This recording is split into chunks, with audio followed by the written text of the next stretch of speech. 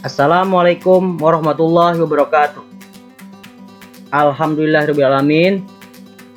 Kita sekarang bertemu kembali di materi pendidikan kewarganegaraan dalam pertemuan keempat ini tentang bahasan kasus pelanggaran hak asasi manusia. Ada 3 bahasan mengenai kasus pelanggaran hak asasi manusia di pertemuan kali ini.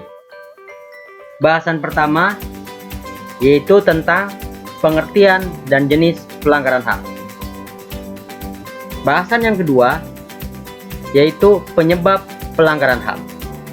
Dan yang terakhir, yang ketiga adalah kasus pelanggaran HAM yang terjadi di Indonesia. Mengenai bahasan pertama tentang pengertian dan jenis pelanggaran hak asasi manusia. Menurut pengertiannya, pelanggaran HAM adalah setiap perbuatan individu atau kelompok, termasuk aparat negara, baik disengaja maupun tidak disengaja, atau kelalaian yang melawan hukum dengan mengurangi, menghalangi, dan mencabut hak asasi manusia yang dijamin oleh negara, serta tidak mendapat atau dikhawatirkan tidak memperoleh penyelesaian hukum yang adil dan benar berdasarkan mekanisme yang berlaku. Ada 2 jenis pelanggaran HAM berdasarkan pelakunya. Yang pertama, pelanggaran horizontal yang dilakukan oleh individu kepada individu lain. Yang kedua, pelanggaran vertikal yang dilakukan oleh aparat negara kepada rakyat.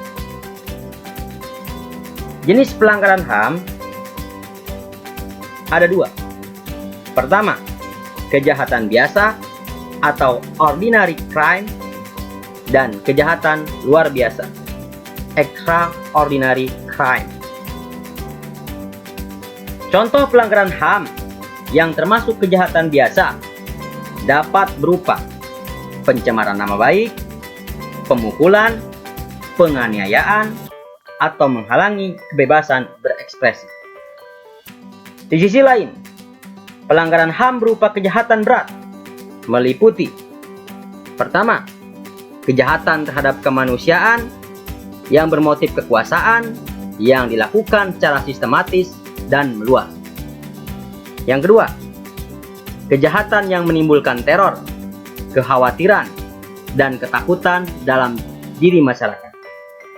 Dan yang ketiga, kejahatan yang diakui oleh dunia sehingga harus diselesaikan oleh seluruh negara, bahkan menjadi yurisdiksi internasional jika tidak dapat diselesaikan pada tingkat nasional. Itulah bahasan mengenai pengertian dan jenis pelanggaran hak asasi manusia.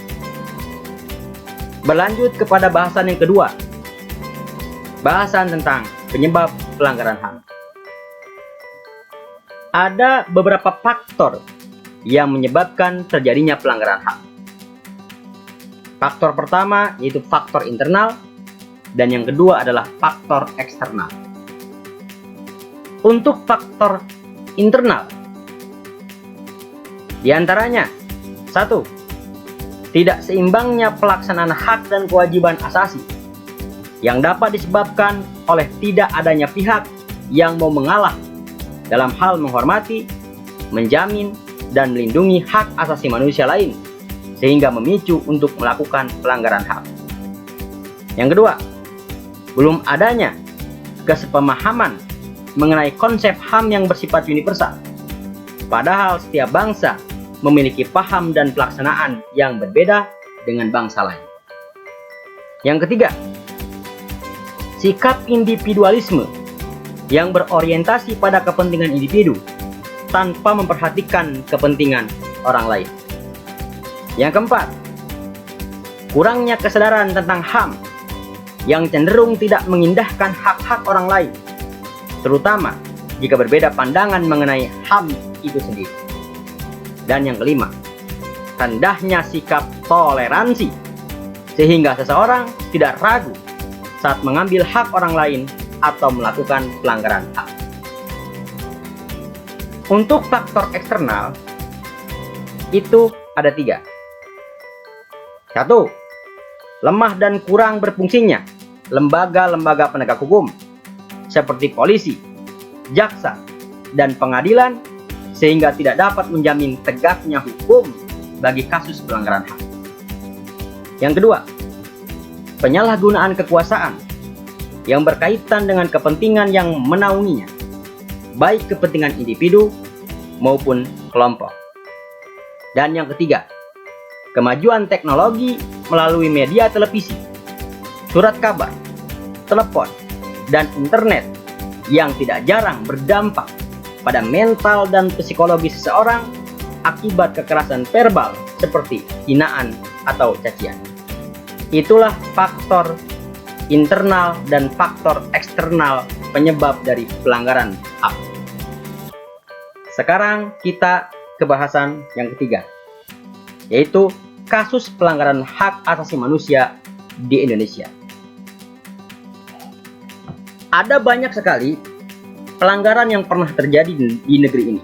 Pelanggaran hak asasi manusia yang pernah terjadi di negeri ini. Dari sekian banyak itu, saya akan uraikan hanya 6 saja tentang peristiwa pelanggaran HAM yang terjadi di Indonesia. Pertama, peristiwa Tanjung Priuk.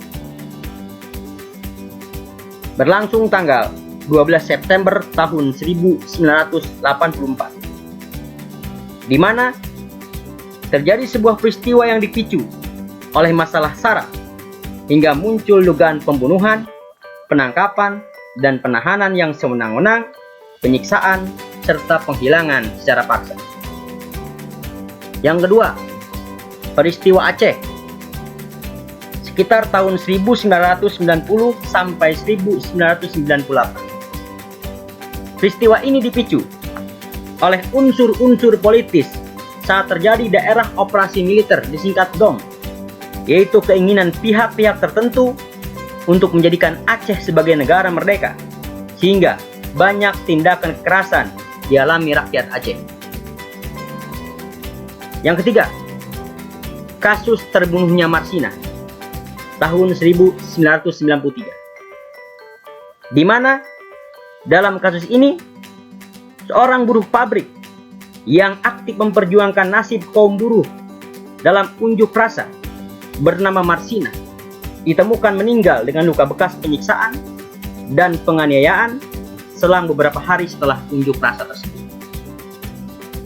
Yang keempat, kasus terbunuhnya Udin tahun 1996. Dalam kasus ini, seorang wartawan bernama Udin berpemikiran kritis yang meninggal akibat diserang 2 lelaki tidak dikenal. Diduga bahwa penyerangan disebabkan oleh penyelidikan dan tulisan Udin tentang kasus korupsi dan manipulasi. Yang kelima, tragedi Trisakti dan Semanggi tahun 1998. Di dalam peristiwa ini, banyak mahasiswa dan rakyat sipil meninggal akibat aksi demonstrasi menuntut kestabilan ekonomi dan menolak hasil sidang pemerintah, hingga tindakan anarkistis berupa penjarahan dan perusakan. Rentetan peristiwa tahun 1998 tersebut adalah tragedi Trisakti, tragedi Semanggi I, dan tragedi Semanggi II, merupakan salah satu kasus kekerasan terburuk yang pernah terjadi di Indonesia. Dan peristiwa pelanggaran HAM yang terakhir yaitu peristiwa kekerasan Timor Timur tahun 1999, di mana peristiwa ini terjadi pasca jajak pendapat pada tanggal 30 Agustus dengan hasil Timor Timur merdeka. Hal tersebut membuat kondisi memanas hingga terjadi pelanggaran HAM meliputi pembunuhan dan perusakan gedung. Itulah materi bahasan ketiga tentang kasus pelanggaran HAM yang pernah terjadi di Indonesia. Dengan demikian, pertemuan keempat ini mengenai bahasan dari kasus pelanggaran HAM yang terdiri dari 3 materi. Pertama, pengertian dan jenis pelanggaran HAM. Yang kedua, penyebab pelanggaran HAM.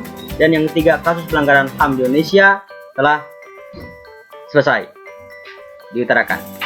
Terima kasih. Sekian. Wassalamualaikum warahmatullahi wabarakatuh.